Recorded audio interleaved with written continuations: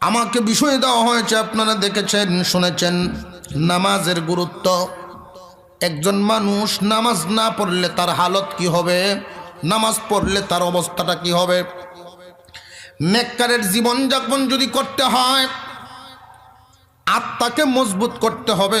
শয়তান সব সময় চায় আপনাকে গুনার দিকে নেওয়ার জন্য, আর এই রুহু নামক দৌলত আপনাকে চায় নেককারের দিকে নেওয়ার জন্য।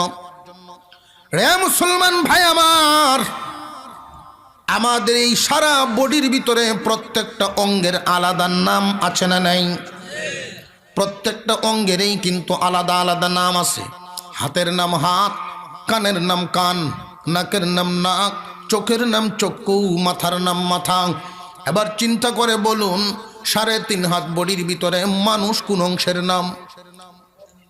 কথা বুঝে আসতেছে? যেমন ধরুন কালি